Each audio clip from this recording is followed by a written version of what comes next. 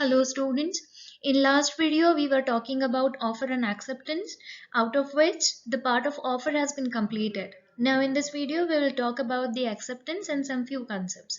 Okay. Now let's take a look on acceptance. Basically acceptance is just a manifestation by the offeree of his willingness to be bound by the terms of the offer. Like जेव्हा केव्हा एखादा व्यक्ती offer दुसऱ्या व्यक्तीला offer करतो त्यावेळेस ज्याला offer केलेला आहे the person to whom the offer has been made, person willingness, if the person is willing to accept that offer, he actually manifests his willingness to the offerer. Such kind of manifestation by the offeree will be considered as the acceptance. Fine. Now we can say that acceptance may be in express and implied manner. Now, what do you mean by express manner or expressed acceptance? Any document which has been undersigned by someone, as like the power of attorney or declaration of heir or any evidences related to any condition, related to any case, it will be considered as the expressed acceptance. Now, the acceptance may be the implied one, which can be expressed or which can be noted, noted in the credit of our action, which shows the consent of the proposal or the consent of the proposee. Okay. Now we can see that hammer after a bidding will be considered as the implied acceptance. Fine. I hope you understand the concept hammer after bidding. Generally what happened in case of auction sale, many people were there and they are actually sitting for the purpose of bidding. Okay. ज्या वस्तूचं auction होणार आहे त्या वस्तूची बोली लावण्यासाठी, त्या वस्तूचं bidding करण्यासाठी म्हणून अनेक लोक तिकडे बसलेले असतात. Out of which the person who actually make highest amount of offer, or we can say that the person who is the highest bidder will be considered as the purchaser of that particular product which is provided under the auction sale. Fine. So when that highest amount has been accepted by the auction sellers, they actually hammer on that bid. Such action will be considered as the implied acceptance. I hope you understand, student. Okay. Now we'll go for the next one. So students, if anybody wants to accept the offer which has been made by the offerer, the person has to accept it in a specific manner. Okay, so here are some rules for the acceptance. Like, if you are going to accept the offer, your acceptance should be the absolute and unqualified. That is, की तुम्ही तिथे कुठल्याही स्वरूपाचं condition ठेवायला नकोय की मी हे accept करणार, मी तुमची ऑफर ऍक्सेप्ट करणार, पण त्याच्या मोबदल्यामध्ये in consideration of that or in credit of that XYZ thing. Okay, हे असं अनक्वालिफाईड असायला नको आहे. And it should be the acceptance, it should be the absolute. The acceptance should be absolute. That is there should not be any vague statements in credit of acceptance. Fine. The next is what it should be, or it must be communicated to offerer.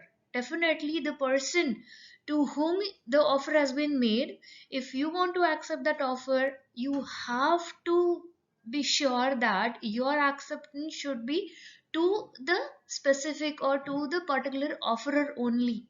Okay, ते तिसऱ्या कुठल्याही व्यक्तीला सांगायची गरज नाहीये किंवा त्या तिसऱ्या व्यक्तीकडनं जावं अशी अपेक्षा पण नाहीये. Fine. Next is acceptance. It should be according to mode prescribed. Like whenever an offerer make the offer to the other party, offerer actually made a specific mode, for the purpose of acceptance. Fine. So if it is there, if the mode has been prescribed by the offerer, offeree has to give their acceptance according to that mode only. Fine. Again, one thing which is more important in this, like whenever you are going to accept the offer, you have to make your acceptance, or you have to give your acceptance within a reasonable time. Okay, there should not be too early or too early or too late. Okay. Again, one thing, that is acceptance should not precede an offer. Like when a person is going to make an offer, before that offer, the person should not be accepted whatever the person intended to make an offer. Okay.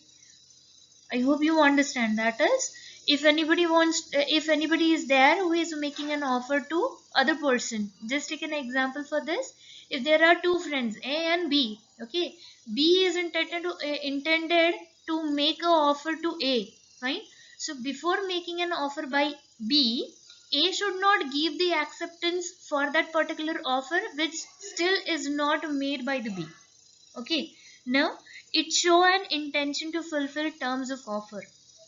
Like if you are going to accept the offer, your acceptance should be with intention to fulfill the terms of offer. It should not be the casual one. Like the casual approach will not be accepted or will not be granted as the acceptance, fine. It cannot be implied from silence. Definitely, if anybody makes an offer to the other person, and if the other person, the other party to whom the offer has been made, is silent in that sense or in that credit, definitely the person's silence will not be considered as the acceptance. I hope students you understand the concept. Okay. Now we'll go for the next, that is communication and revocation of offer. Okay. The very first thing, mode of communication of an offer. Offer can be spoken, means a person can make an offer with the help of words, or by speaking to other person. Okay. Or else we can say that the mode of communication of acceptance, again it will be considered to be the spoken one. Okay. if you uh, if you uh, if you give your acceptance to the offer with the help of words, it will be accepted, or it will be considered to be the acceptance against that offer. Okay. Even your acceptance may be considered from your conduct, like whatever body language you have, means whatever the body language you have expressed or you have performed, that body language also speaks about your intention, whether you are going to accept that offer or not. Okay. So it will be again considered as your conduct will also be the mode of communication for the communication of offer and acceptance. Okay. Just like नजरों से नजरें मिली और इजहार हो गया, such kind of thing. Okay. कल 14 Feb है इसके लिए. Then the next is communication. Mode of communication may be the written one. Whatever the documentation you have been made for your offer or acceptance, it will be considered again also the mode of communication. Okay. Then the revocation of offer and acceptance, we can say. The very simplest thing is you may revoke the offer or acceptance with the by the withdrawal from that offer and acceptance. Okay. जैसे कि यहाँ बताया है picture में, contract है और उसने वो उसको फाड़ दिया है. So such kind of thing will be considered as the withdrawal or revocation of offer. Okay. And the time for revocation will be considered to be like before the communication of acceptance against the proposal. Okay. So just for an example, proposerनी offer दिलेली आहे. Okay. ऑफररनी offer दिलेली आहे आणि second पार्टीच्या acceptance येण्याआधी जर ऑफररनी दिलेली ऑफर रिवोक केली तर ते करेक्ट टायमिंग आहे रिवोकेशन असं म्हटलं जातं. आणि ऍक्सेप्टन्सच्या वेळेसची गोष्ट समजा आपल्याला सांगायची झाली किंवा ऍक्सेप्टन्स बद्दल जर म्हणायचं झालं तर before completion of acceptance against the promisee. म्हणजे प्रॉमिसीनी स्वतःचं जे काही ऍक्सेप्टन्स आहे ते ऍक्सेप्टन्स देण्याच्या आधी जर ती ऑफर रिवोक केली जात असेल किंवा ते ऍक्सेप्टन्स म्हटलंच जात नसेल, कन्सिडरच केलं जात नसेल, तर ते करेक्ट टायमिंग आहे रिवोकेशन ऑफ ऑफर अँड ऍक्सेप्टन्सचं. Okay. I hope students you are understanding the concept. If you are not, please ping me on my personal window or call me. Okay. Now let's go for the next one. That is free consent. Okay. Now let's take in detail about free consent. Guys, there are two basic concepts: consent and free consent. Now, section 13 will talk about the consent, that is, two or more persons are said to consent when they agree upon the same thing in the same sense. Okay, that is, सरळ सरळ अर्थ आहे की दोन लोक आहेत, contract मध्ये involve होण्यामध्ये त्यांचा interest आहे आणि एकाच गोष्टीसाठी म्हणून ते कॉन्ट्रॅक्ट मध्ये इन्व्हॉल्व्ह होऊ पाहत आहेत, त्यावेळेस आपण म्हणू शकतो की तिथे कन्सेंट आहे म्हणून. Okay, तिथे consent आहे. That is, I hope you may remember, that is the consensus ad idem. Means the person should be, what we can say, consensus ad idem, that is, the person should be make a consent, or the person should be agree upon the same thing, the same thing at the same sense, and at on the same time, or at the same place. We can say that there will be the consensus ad idem. Okay, so this consensus ad idem will be considered to be the consent according to the section 13 of Indian Contract Act 1872. Now what about the free consent? Section 14 of Indian Contract Act 1872 will talk about the free consent. That is, the consent is said to be free when it is not caused by coercion, undue influence, fraud, misrepresentation, and mistake. Okay. So what does it mean? Though there is a consensus ad idem, but still the consent should be free only when it is not caused by coercion. कोणीतरी जबरदस्ती करताय, undue influence, कुणाचा तरी अवाजवी प्रभाव आहे, एखादा fraud आहे, किंवा मिसरिप्रेझेंटेशन आहे, म्हणजे मटेरियलिस्टिक गोष्टी हाईड करायच्या आणि जे काही आहे ते समोर दाखवायचं. That will be the misrepresentation. And the mistake, काही चुका असतील तर. So when your consent is not caused by such 5 things, will be considered as the free consent. Okay, now let's take a look on this, these causes which may create the obstacles for the free consent. And the first one is coercion.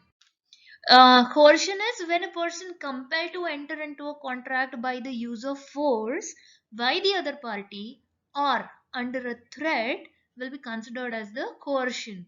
Then coercion may be the fear, physical compulsion, menace of goods. Okay, so this will be considered as the coercion. The next is undue influence. A contract is said to be induced by undue influence where the relations subsisting between the parties are such that one of the parties is in a position to dominate the will of the other and uses that position to obtain an unfair advantage over the other. Okay, what does it mean then? Undue influence, जेव्हा तुम्ही अवाजवी प्रभावाखाली असता आणि त्या प्रभावाखाली असून सुद्धा, म्हणजे त्या प्रभावाखाली तुम्ही असता आणि एखाद्या व्यक्तीचा असा प्रभाव जो अवाजवी ठरू शकतोय, हे त्या प्रभाव टाकणाऱ्या माणसाला किंवा ज्याचा प्रभाव आहे त्या माणसाला माहीत असताना जर त्याने या प्रभावाचा काही वेगळा फायदा घेतला किंवा मिसएडव्हान्टेज करण्याचा प्रयत्न केला, तर त्याला अनड्यू इन्फ्लुएन्स असं म्हणतात. आपण हे सांगू शकतो.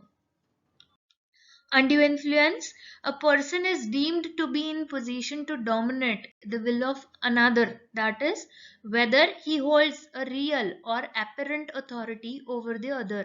ओके, म्हणजे एखादी व्यक्ती जर का दुसऱ्या व्यक्तीच्या खूप जास्त जवळची किंवा खूप जास्त प्रिय आहे अशा स्वरूपामध्ये असेल, तर ती व्यक्ती ते अनड्यू इन्फ्लुएन्स करू शकते. Or where he stands in a fiduciary relation to the other, म्हणजे एखाद्याने जर समजा दुसऱ्या व्यक्तीचं पालकत्व स्वीकारलेलं असेल आणि अशा परिस्थितीमध्ये जर का ती व्यक्ती समोरच्या माणसाला डॉमिनेट करत असेल, तर ते अनड्यू इन्फ्लुएन्स आहे असं सांगितलं जातं. Where he makes a contract with a person whose mental capacity is temporarily or permanently affected by reason of age, illness or mental or bodily distress. That is, की एखादी व्यक्ती जर समजा कोणाच्या बरोबर कॉन्ट्रॅक्ट करत असेल आणि ज्याच्या बरोबर ते कॉन्ट्रॅक्ट होत असेल ते जर समजा मानसिकदृष्ट्या पूर्णपणे सक्षम नसेल समजून घेण्यासाठी म्हणून, just because of the range of age, म्हणजे तो मायनर आहे किंवा तो त्यावेळेस त्याला बरं नाहीये किंवा कुठली तरी मानसिक अवस्था त्याची खालावलेली आहे किंवा शारीरिक कुठला एखादा ताण आहे, तर अशा परिस्थितीमध्ये जर एखादा माणूस आहे आणि त्याच्याबरोबर दुसरी व्यक्ती जर कॉन्ट्रॅक्ट करत असेल तर तिथे तो डॉमिनेट करू शकतो. एज लाईक इथे खाली आपण बघू शकतो की ऑथॉरिटी ओव्हर अदर. ओके, की एखाद्या इन्स्टिट्यूशन मध्ये जर समजा कोणीतरी गुड फेथ मध्ये काम करतंय, ओके, एखादी इन्स्टिट्यूशन आहे आणि त्या इन्स्टिट्यूशन मध्ये जर समजा कोणीतरी गुड फेथ मध्ये काम करतंय आणि या गुड फेथ मध्ये काम करत असताना त्या व्यक्तीला जर कन्सिडर झालं की आपण आपले जे हायर अथॉरिटी आहे त्यांच्या मर्जीतले आहोत, तर अशा परिस्थितीमध्ये ती व्यक्ती त्याच्या खालच्या स्तरावरती काम करणाऱ्या लोकांबरोबर काही गोष्टी डॉमिनन्सच्या दृष्टिकोनातून करू शकते. आणि हा जो डॉमिनन्स आहे हा डॉमिनन्स अंड्यू इन्फ्लुएन्स म्हणून कन्सिडर होऊ शकतो. फिड्युशियरी रिलेशनशिप मध्ये तुम्ही जर पालकत्व घेतलेला असेल कुणाचं, फॉर एन एक्झाम्पल, जर खूप जास्त वय झाल्या कारणाने एखाद्या वृद्ध व्यक्तीने जर समजा स्वतःसाठी म्हणून कोणीतरी केअरटेकर ठेवलेला असेल आणि त्याने सुरुवातीला त्या वृद्ध व्यक्तीची सगळी मर्जी जिंकली किंवा सगळं व्यवस्थित करून घेतलं, त्याच्याकडनं विश्वास मिळवून घेतला आणि नंतर मग जर समजा तो त्या वृद्ध व्यक्तीला मी तुला सांभाळतोय म्हणून तू माझ्या या सगळ्या गोष्टी मान्य करायलाच पाहिजे असं जर डॉमिनेट करत असेल तर ते डेफिनेटली अंड्यू इन्फ्लुएन्स म्हणून कन्सिडर होतं. The next will be mental capacity affected due to some ailments, की तुम्ही खूप आजारी पडलेले आहात आणि त्यावेळेस तुम्हाला जर कोणीतरी येऊन सांगतंय की 2 दिवसांनी तुम्ही कदाचित मरू शकता, मग तुमची प्रॉपर्टी आमच्या नावावरती किंवा ह्यांच्या नावावरती करून जा. सो इन दॅट सेन्स जर समजा कोणीतरी विल बनवताना अशा पद्धतीचं त्यांच्यावरती डॉमिनन्स दाखवू शकतं. Okay, the next will be considered as the relationship which raise a presumption of undue influence, की याच्यामध्ये undue influence आपण होऊ शकतो असं म्हणू शकतो. जसं की पॅरेंट अँड चाइल्ड आहे, गुरु आणि त्याचे शिष्य आहेत, गुरु अँड डिसिपल्स आहेत, किंवा सॉलिसिटर अँड क्लायंट आहे, एखादा वकील आहे आणि त्या वकिलाचा तो क्लायंट आहे, किंवा जसं आधी म्हटलं होतं की पालकत्व घेतलेली व्यक्ती. सो अशा केसेसमध्ये असं काही रिलेशनशिप आहे हे की ज्यामध्ये अंड्यू इन्फ्लुएन्स रेज होऊ शकतो. पण ॲट द सेम टाइम असेही काही रिलेशनशिप आहे की ज्याच्यामध्ये अंड्यू इन्फ्लुएन्स रेज होण्याचे चान्सेस नाही आहेत, किंवा जर असले तर तिथे तो अंड्यू इन्फ्लुएन्स कन्सिडर केलाच जाऊ शकत नाही. Just for an example, husband and wife, okay, दोघे एकमेकांची वाद घालतात, दोघे एकमेकांशी भांडतात, पण त्या ठिकाणी मात्र अंड्यू इन्फ्लुएन्स होण्याचे केसेस खूप कमी असतात. Maybe the negligible percentage is there. Okay, then again debtor and creditor, त्यामध्ये सुद्धा अंड्यू इन्फ्लुएन्स बेसिकली रेज होऊ शकत नाही, कारण दोघंही इंडिपेंडेंट आयडेंटिटी आहे आणि त्या दोघांचं पण स्वतःचं जे मत आहे, त्यांचे जे ओपिनियन्स आहेत, त्या ओपिनियन्समुळे ते कुठलाही डॉमिनन्स ऍक्सेप्ट करत नाही. Then the landlord and tenant, definitely तिथे तुम्ही घर देताय, लँडलॉर्ड जर घर देत असेल तर टेनंट त्याला ॲज अ कन्सिडरेशन म्हणून त्या घरासाठीचं रेंट देत आहे. सो गिव्ह अँड टेक पॉलिसी आहे. सो whenever there is a give and take policy, definitely the condition may not raise or does not raise the undue influence. Okay, now we'll go for the next one, that is misrepresentation. See the cross. Okay, तुम्ही एक काहीतरी गोष्ट बोलताय but still you are in fear that just because of this kind of misrepresentation I may affect with some bad news or with some bad experiences. So if I don't want to be मग असे हे fingers cross करून उभं राहिला की असं वाटतं की असं कोणी काही बघत नाहीये. So such kind of body language will be considered as the misrepresentation. Okay, so be careful if anyone is with you, if anyone is talking with you with a crossed fingers, you just find that there must be some misrepresentation of material fact. Okay. So, misrepresentation is a false statement which the person making it honestly believes to be true or which he does not know to be false. Fine. So, it also include non-disclosure of material fact or facts without any intent to deceive the other party. According to section 18 of Indian Contract Act, misrepresentation is when a person positively asserts that a fact is true when his information does not warrant it to be so, though the believes it to be true. Fine. एखादी व्यक्ती जर खूप positively सांगत असेल, असर्टिव्हली सांगत असेल की मी जे सांगतोय ते खरं आहे, पण त्याला सुद्धा पक्का माहिती आहे की तो जे काय सांगतोय ते खरं नाहीये, सो अशा केसेसमध्ये तरी सुद्धा तुम्ही जर विश्वास ठेवत असाल तर त्याला म्हटलं जातं मिसरिप्रेझेंटेशन. When there is any breach of duty by a person which brings an advantage to the person committing it by misleading another to his prejudice. Okay, म्हणजे पूर्वग्रह दूषित एखादं मत असताना जर समजा तुम्हाला एखादं काम न करण्यासाठी म्हणून जर तुम्हाला प्रोत्साहित केलं जात असेल तर त्याला सुद्धा मिसरिप्रेझेंटेशन म्हटलं जातं. When a party causes, however innocently, the other party to the agreement to make a mistake as to the substance of the thing which is the subject of the agreement. Okay, what does it mean? When a party causes, however innocently, एखादी व्यक्ती जर समजा काही गोष्ट करून गेलेली आहे, म्हणजे काही घडलं त्या व्यक्तीच्या हातून, पॉसिबिलिटी आहे की ते इनोसंटली घडलेलं असेल, तिथे कुठलंही बेसिक इंटेन्शन नसेल. The other party to the agreement to make a mistake as to the substance of thing. Okay, म्हणजे दोन व्यक्ती ए आणि बीनी अशा काहीतरी गोष्टी केल्या, पॉसिबिलिटी इनोसंटली केल्या, बीनी अशा काहीतरी गोष्टी केल्या की ज्याच्यामुळे ए ला जे ऑफर केलेली आहे ती ऑफर किंवा ए ला जे कॉन्ट्रॅक्ट मध्ये इन्व्हॉल्व्ह होत असताना त्याचा परफॉर्मन्स आहे, तो परफॉर्मन्स करताना तो जर समजा चुकला, ओके, आणि त्याची जर चूक ही अग्रीमेंटचा जो सब्जेक्ट आहे, कॉन्ट्रॅक्टचा जो सब्जेक्ट आहे, त्या सब्जेक्टला सबस्टॅन्शियली सपोर्ट करत असेल, तर अशा कंडिशन मध्ये ज्या व्यक्तीनी इनोसंटली का असेना पण काहीतरी चुका केलेल्या आहेत परफॉर्मन्सच्या वेळेला किंवा रिप्रेझेंटेशनच्या वेळेला, त्यावेळेस त्याला मिसरिप्रेझेंटेशन असं म्हटलं जातं. Okay, now the next will be the fraud, but for today we'll just stop here. In next video we will talk about the fraud and some other concepts. Okay, till then, bye and stay safe and stay healthy. Thank you.